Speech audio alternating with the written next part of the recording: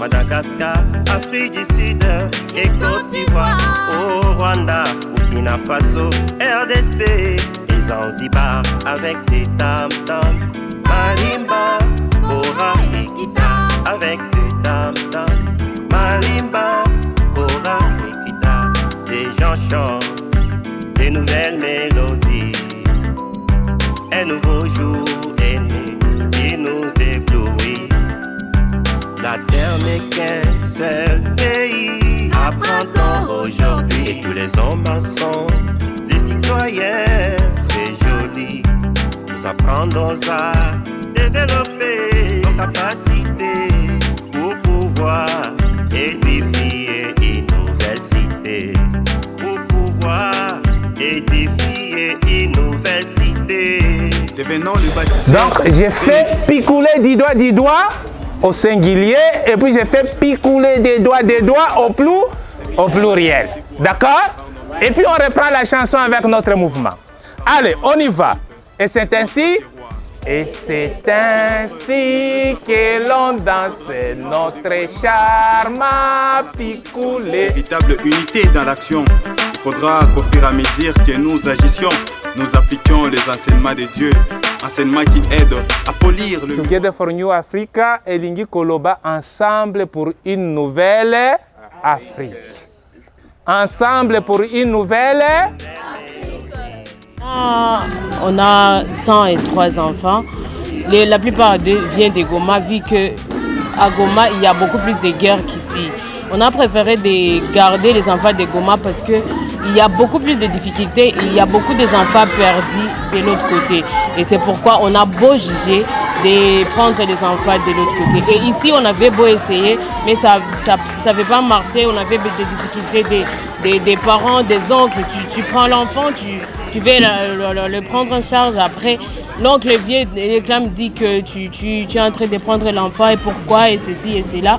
Et après, c'est là que la sœur s'était décidée de prendre les enfants d'un peu plus loin qui sont vraiment en difficulté, tellement que des difficultés, il y en a, mais il y a des difficultés un peu exagérées, si je peux le dire, ou des difficultés un peu grandes. Et c'est là que elle a jugé beau d'aller beaucoup plus aider les enfants. C'est pourquoi vous allez attendre les enfants parler beaucoup plus le Swahili que Lingala. Ils étudient à Kams. Et à Kams, on a 94 enfants, si je ne m'abuse pas, parce qu'à chaque fois que les enfants terminent les études en 6e, on les envoie, on cherche des familles, des torts et des travers, on les envoie dans leur famille. C'est-à-dire qu'il y a des oncles, il y a des tantes, il y a des connaissances, on cherche comment faire oui, parce qu'on ne peut pas les garder pour la vie. On ne peut pas rester avec l'enfant jusqu'à sa mort. Non, ça peut pas, on ne peut pas réussir ça. Maintenant, quand ils terminent... Quand les enfants ils entrent ici, est-ce que c'est semi-ouvert, c'est-à-dire ils peuvent sortir s'ils veulent? C'est-à-dire un membre de famille, il vient prendre l'enfant et partir avec lui, bien c'est moi jusqu'à ce qu'il va finir ses études et puis l'enfant sort. Je voudrais aussi poser une question par rapport aux enfants de Goma, terrorisés par les méfaits de la guerre et des fois les parents sont décédés. Comment arrivez-vous à gérer ces enfants ici? Et une fois qu'ils ont étudié, vous avez un registre pour savoir tel vous l'avez pris à Goma, tel vous l'avez pris à Beni, tel vous l'avez pris à Bukavu, pour qu'à la fin de leurs études, vous essayez de chercher les familles. Enfin, non. Parce que généralement, quand on part prendre l'enfant, c'est parce que l'enfant est en difficulté et que la famille ne peut pas prendre en charge l'enfant. Et quand nous partons prendre l'enfant, on fait signer les responsables de l'enfant qu'on va prendre l'enfant jusqu'à la fin des études et après, l'enfant va rentrer dans la famille, si possible. Et alors, dire que la famille peut venir prendre, non, on n'accepte pas.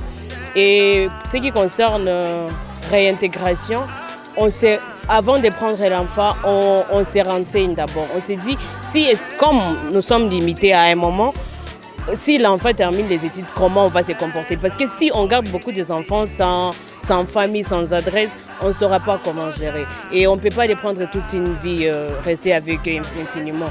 On se renseigne d'abord, on se dit si et ça et ça. Si l'enfant termine les études, comment on va se comporter. Et du coup, on se renseigne, on garde un document pour reconnaître encore après 5 ans, après 10 ans, cet enfant va rentrer où et vers qui et comment. Je préférais que votre collaboratrice soit là, elle est là et tous mes collègues sont là. Comme je suis mandaté pour représenter le mouvement des Focolari dans le projet Ensemble pour l'Afrique, donc je me vois dans l'obligation de vous remettre cette petite enveloppe symbolique. Merci.